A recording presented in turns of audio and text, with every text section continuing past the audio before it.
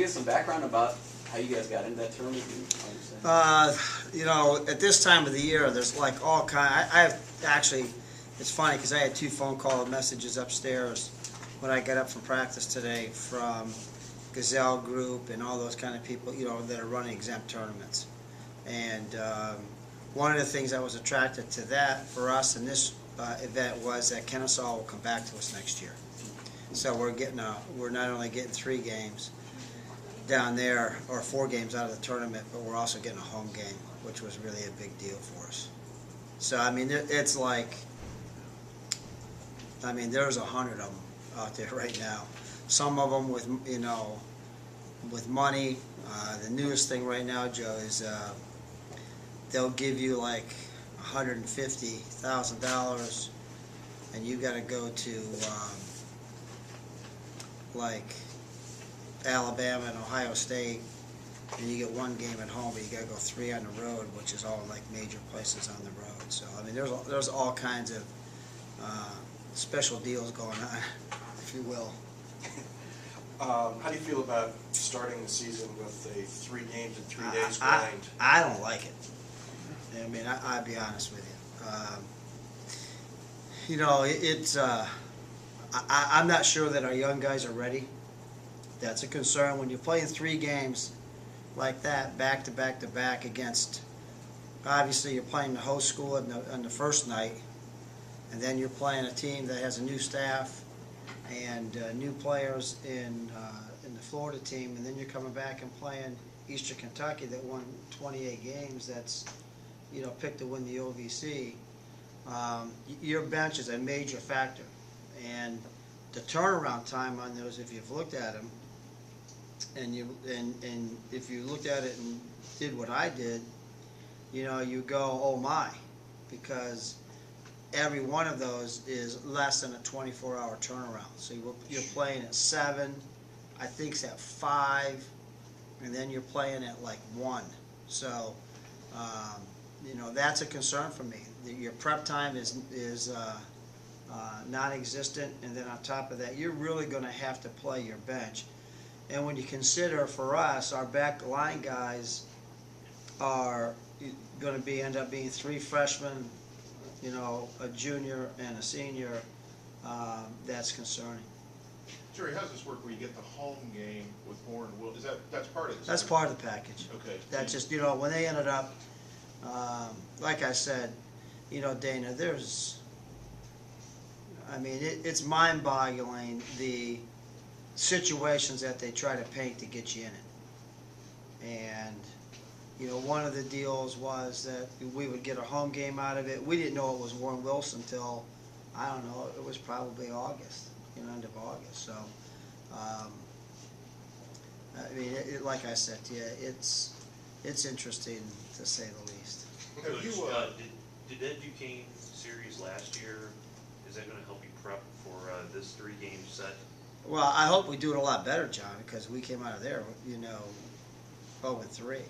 And like I said, we had 3 heartbreaking games. Overtime, at the buzzer, you know, game, and then, you know, played Duquesne to the media timeout. Last media timeout, it was a 3 or 4 point game. So, you know, like I said, you're going against Kennesaw, all new guys, transfers and junior college kids, very, very big. You know, they probably have as big as a front line that we'll see in our league. They go like 6'10", 6'10" in the 4s and the 5s, and their 3s are like 6'7", 6'8", and then their 2 transfers, kids that came in, are all, you know, big kids, 6'10", 6'10" kids. So, you know, they're a team that plays in and out. They're very, very solid in the post. You know, that's never been kind of our strength in terms of you know how big, strong kids in the post. So we'll have to, you know, figure out what to do. But the other side of that is they got to chase our little guys around too. So it's going to be a challenge for us. First night, you know, motion will be running high. There'll be a packed building.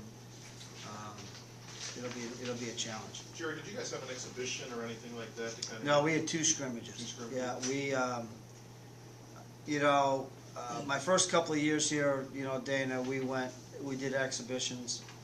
The last 3 years, I just feel like you're just getting a much better challenge. So we played good Division Ones.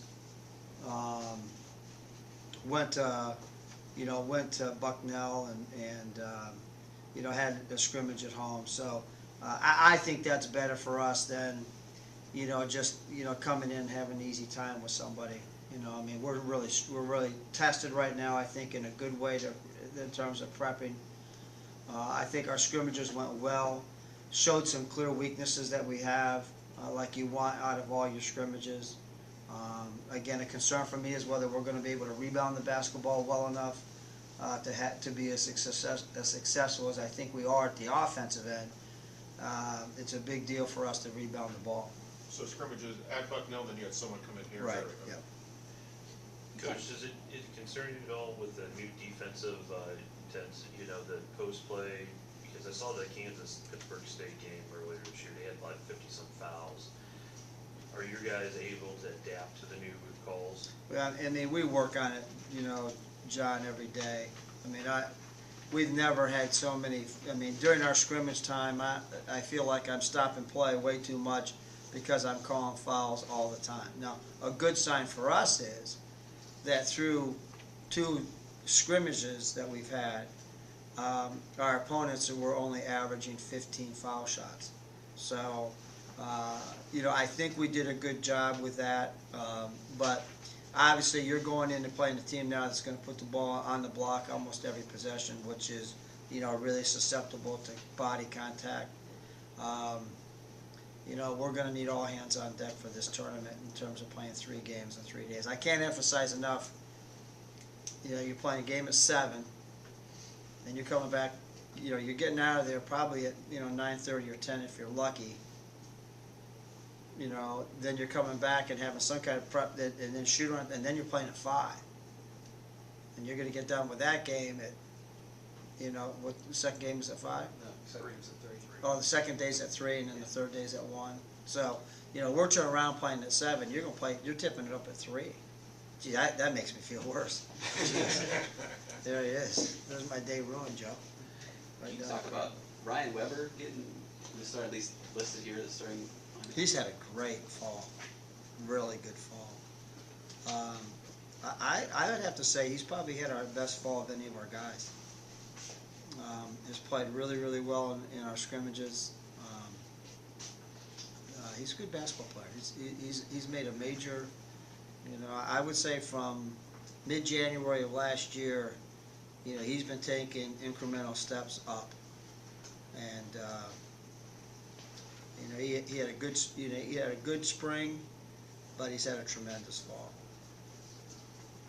Coach, how has Bobby Hain been improving on his defensive skills from last year? Too slowly, to be honest with you. I think Bobby's incredibly gifted offensively. I think he's working hard at it. It's something that he's just going to need to keep on plugging away at. There's no doubt that he's better, But like I said, we're going into situations now that he's, at least for the first 2 games, going to have to play the other team's best player. And the consequences to bad defense for a big is that you're in foul trouble. And he really needs to keep on plugging away at it, which he will. He's a really good kid and a good basketball player, but he has a ways to go at the defensive end. We got to give him some help down there too.